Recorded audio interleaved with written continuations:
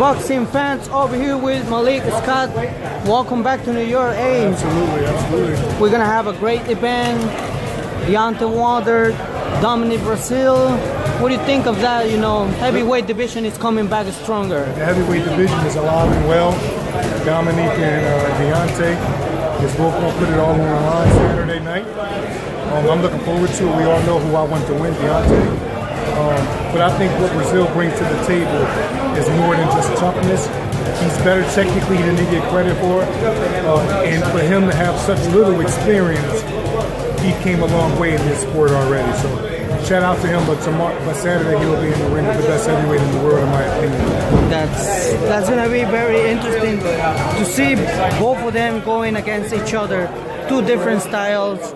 And we will gotta say, Deontay Wilder has a special magic punch, I would call it, because I always picture his punch. If anybody get caught with that punch, I think it's out. Like, what do you think of his? Teach that power.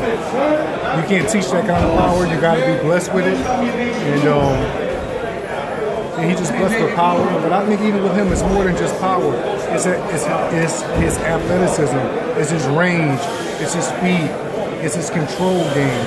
It's his big man game. There's a lot more that come with him than just he's some southern guy that just hit hard. You know, he's a hell of an athlete as well. Yes.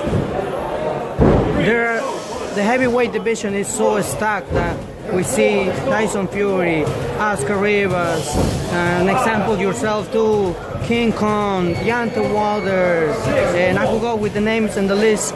Who are the three top names that you can consider? Deontay Wilder, Tyson Fury, and Anthony Joshua. That's no secret. After them three, in my opinion, come the Dylan Whites, the Ortizes, and stuff like that. But right now, and when I say Dylan Whites, I mean it because Dylan is right there. But right now, this Tyson Fury, Deontay, and Anthony Joshua. Three kings. That's something. One ruler.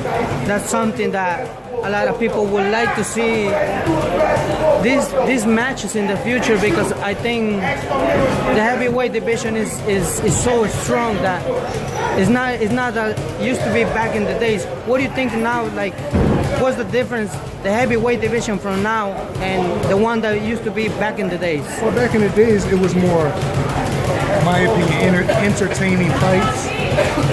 The gloves seem smaller, but now these are the advanced heavyweights. These guys are bigger. These guys are not as technically sound, but stronger. So, in my opinion, there's more knockouts happening now than it was then. But it's a totally different time now. The division has changed now, and there's a lot of young lions that's chasing history, and I'm supporting them all. Like, the heavyweight division is alive and well. Yeah, it's so strong that I feel like everything, the heavyweight division in this era, it's so stacked that everyone wants to see these three names that you mentioned: Tyson Fury, but they gotta fight each other. Anthony Joshua, and Deontay Wilder. Well, Deontay and Fury already did their job. They fought each other. So now it's about AJ and Fury, AJ and Wilder. You know, those are the fights that people want to see. Those are the fights I want to see. And they'll have to get made. And I believe next year, one will get made between Wilder and AJ. Wilder and AJ. A lot of people continue waiting on this fight. I mean, eventually it takes time in order to make this fight happen. It's a huge fight, so it'll happen though. It's going to happen. Where would you like to see that this fight can take place? Do you think that is reasonable that this fight can happen in the Barclays, or we should bring this fight at the Madison Square Garden, the Mecca of boxing, where Joe Frey and... Yeah, I think it should be at the Garden of Vegas. I would say that should be interesting to see, something that will make a remarkable history again. The heavyweight division. Absolutely, the Garden. When it comes from you, you know, what's next? I mean, right now I'm just working with all the young lions. Working with all the young lions, staying in camp, still looking for certain fights. If anybody out there is looking for a fight, just call my name, call my number, call anything. I will fight anybody, anywhere, anytime. Short notice, long notice, whatever. I'm always in shape, and anybody that wants it can get it. I'm always here. I would say, people are continue, supporting your career. Eventually, it's tough. When it's tough, you do sacrifices and everything. Very quick question: is there any loyalty in boxing? We see the example of Triple G and Abel Sanchez. Do you think there is loyalty when it comes to trainer and boxing? It's business when it comes to boxing. Boxing is business. It's not about loyalty. You're lucky if you run across loyal people. Keep them close. That's sacred.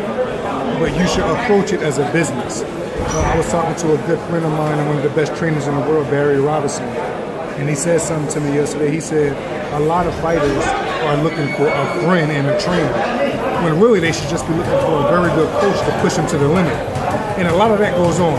Like a lot of these trainers and fighters, they build these bonds and they become actually friends and like father and son.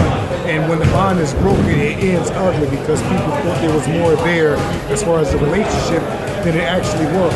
It's business. If you're a fighter, I don't care what athlete you are, you got to get somebody in your corner that's going to push you to the limit. Their job is to make you better. Period. That's it. Barry Robinson from A Million Styles of Boxing said that to me yesterday, and it stuck with me, and it made a lot of sense. Yes, that's something that I like to hear, because there are only a few boxers, a few coaches that we see. Sometimes they stick together and they end. But it shouldn't be expected. You know what I mean? It shouldn't be expected. If you're in a position where that happens, good, hold on to it. But if not, it's business. You know what I mean? What happened with Abel and GGG, the underlying reason really is it was business. Whether somebody did business wrong or did business selfish, it still was about business. So it is what it is. Yes, it is what it is, and we just gotta, I guess, you gotta deal with it. Deal with it and continue moving forward. Absolutely. And any message that you would like to send to all the fight fans and everyone that supports your career and continue following boxing? Just shout out to everybody. Keep supporting this sport. This sport saved my life. Win, lose, or draw, I love it. I wouldn't change anything. And I love everybody that support the sport. And I love everybody that support the fighters. Win, lose, or draw, stick by these fighters because they're putting it all on the line for you guys. Hey, when it comes to my behalf, so much respect for you guys. Eventually, you guys put always a show, and I always tell people and I remind people, let's not forget that they always jeopardize their lives. So let's have respect for whoever wins and whoever loses too. So these are the great champions in my